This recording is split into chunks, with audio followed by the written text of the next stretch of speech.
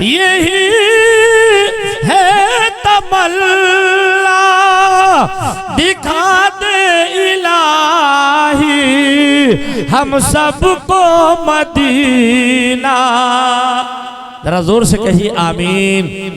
यही आरज़ू है, यही है तमन्ना दिखा दे इलाही हम सबको मदीना। मदीने में मेरी पहुँच हो गई तो मैं हर गम की उनसे दवा पूछ लूँगा। मदीने में मेरी पहुँच हो गई तो मैं हर गम की उनसे दवा पूछ लूँगा। बरादराने मिल्लत इस्लामिया, आइए मैं कहाँ पर आपसे गुफ्तगू कर रहा था कि अल्लाह तबारक व तआला ने कुरान पाक के अंदर हर एक मुश्किल का हल रखा है। बात चल रही थी, अगर कोई 6 साल का बच्चा रोने लगे हम पूछ लेंगे बेटा क्यों रो रहे हो, लेकिन अगर कोई 6 घंटे का बच्चा रोने लगे अब किसके अंदर ताकत है उस बच्चे से गुफ्तगू करे बेटा क्यों रो रहे हो। बच्चे ने रोना शुरू कर दिया, हम और आपने डॉक्टरों को दिखाया, हकीमों को दिखाया, रोना बंद ना हुआ। अमलियात से जो लोग ताल्लुक रखते हैं उनको दिखाया, रोना बंद ना हुआ। अब हम कहाँ तलाश करें अल्लामा अनवार हुसैन साहब क़िबला को, कहाँ तलाश करें अल्लामा मोहम्मद अली साहब क़िबला को। बच्चे का रोना बंद नहीं हो रहा है। जश्न दस्तार बंदी में आने वालों, कुरान पाक कहता है ऐ लोग मेरे अंदर उसका भी हल मौजूद है। जिस बच्चे की तुम भाषा को ना जानते हो, ना समझने की सलाहियत रखते हो, उसकी बोली को मैं जानता हूँ और सिर्फ जानता ही नहीं बल्कि उसका इलाज भी जानता हूँ। तो अब आओ रिकॉर्ड करने वाले रिकॉर्ड करें, नोट करने वाले नोट करें। कुरान पाक फरमाता है मेरे अंदर 30वां पारा है। 30वां पारा कहता है मेरे अंदर एक सूरत है जिसको कहते हैं सूरह वल असर। ये सिर्फ 2 आयतों में है। सूरह वल असर कहती है ऐ लोगों अगर कोई ऐसा बच्चा रोने लगे जिसका रोना बंद ना हो, जो बोलने की सलाहियत ना रखता हो, तुम उसकी भाषा को ना जानते हो, सूरह वल असर कहती है ऐ लोगों भाई बिस्मिल्लाह के मुझे 7 मरतबा पढ़ लो। 7 मरतबा पढ़ करके उस बच्चे के कान में दम कर दो।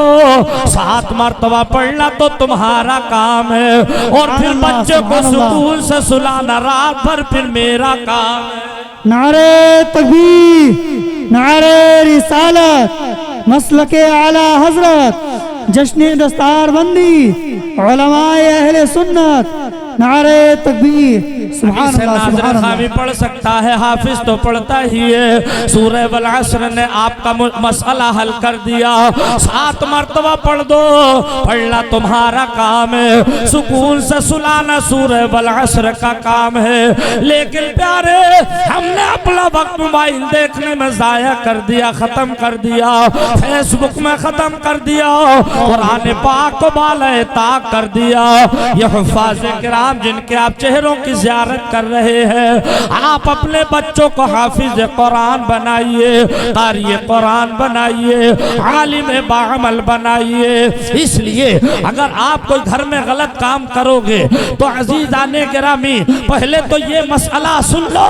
कुछ लोगों को इस पर भी नाज है, सीने में हाथ मार कर कहते हैं मौलाना हम तो जाहिल हैं, हम तो अंधे हैं, हम तो अनपढ़ हैं, हम नहीं जानते। इस फिक्र में मत रहिएगा। ये मेरे स्टाफ के आदमी मौजूद हैं, इनसे पूछो, इस फिक्र में मत रहिएगा कि हमसे हिसाब कुछ कम होगा। एक तो तुमने नबी की उस हदीस पर अमल नहीं किया जो कि सरकार ने फरमाया तलबुल इल्मी फरीज़तुन अला कुल्ली मुस्लिमिन व मुस्लिमा। इतना इल्म दीन सीखना हर मुसलमान मर्द और औरत पर फर्ज है, जितने से कि जायज नाजायज का पता चल जाए। सुभान अल्लाह बेशक। एक तो उस हदीस पर अमल नहीं किया और ऊपर से सीने में हाथ मार कर कहते हम तो जाहिल हैं, हम तो सो हिसाब नहीं होगा। क्यों नहीं होगा? डबल होगा, डबल। प्यारे इस फिक्र में मत रहिएगा।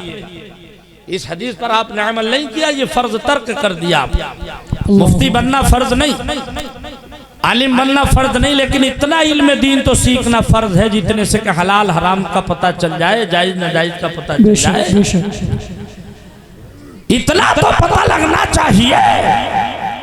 बेटी की शादी करे तो कैसे करे, इतना तो पता लगे। बेटे की करे तो कैसे करे।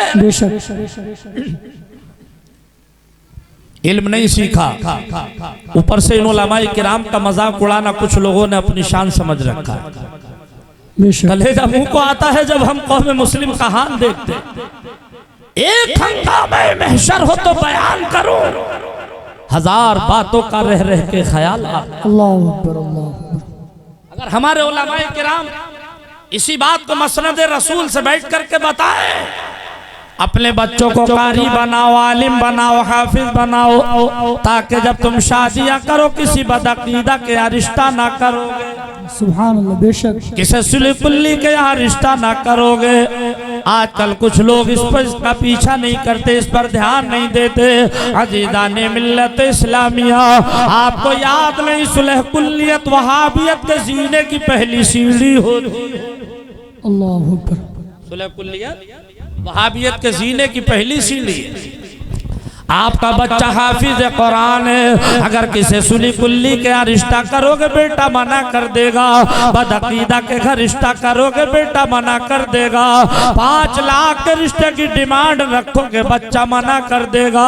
अजीज़ाने मिल्लत इस्लामिया, मेरी माए बहने बेटियां भी सुन रही है। हमारा इस्लाम का सिखाता है, हमारा कुरान का सबक देता है, हमारी हदीस का सबक देती है।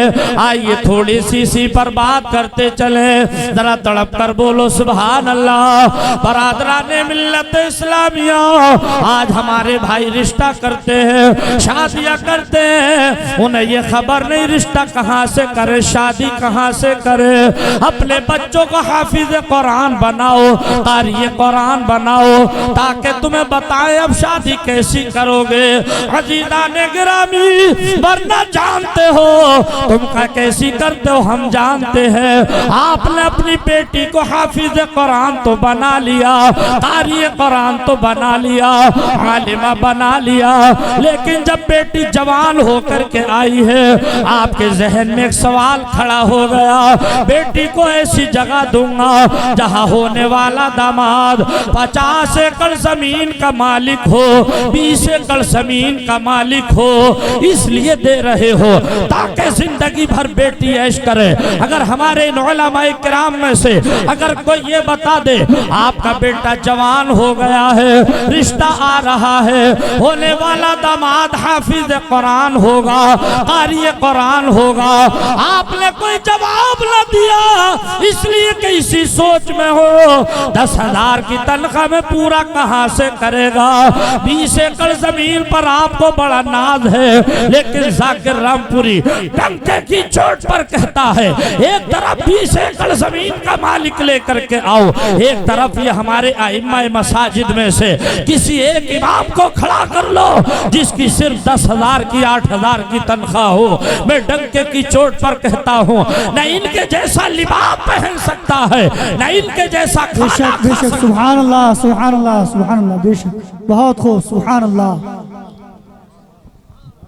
कुरान और हदीस को पढ़ो, फिर उल्टे सीधे मसले गढ़ना बंद कर दो। अभी थोड़े दिनों पहले मेरे मोबाइल पर एक फोन आया, कहा मौलाना जाकिर अमीरपुरी बोल रहे हैं, मैंने कहा मैं जाकिर अमीरपुरी सुमा रामपुरी बोल रहा हूँ, एक मसला बता दीजिए। हमने का मसला पूछिए। बोले मेरे पास अल्लाह के हुक्म से एक बेटा है एक बेटी है। जहन हाजिर करें, बिल्कुल मसला भी है ये जो मैंने बताया था ना कि एक रात का मदरसा है, ये वो मदरसा है। जहन हाजिर करके सुने क्या सवाल था। अल्लाह ताला के हुक्म से उन्होंने कहा अल्लाह ताला के हुक्म से मेरे पास एक बेटा है एक बेटी।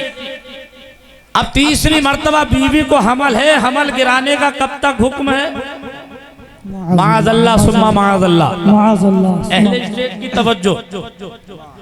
हमने कहा एक बेटा और एक बेटी होने के बाद तीसरी मर्तबा बीवी को हमल तो गिराने का मसला पूछ रहे हो, फिर कहते हो मुसलमान पिट रहा है। उन लोगों के नसीब में पिटना ही है जो इस तरह के मसले पूछते हैं। हमने कहा हर मुसलमान नहीं पिटता।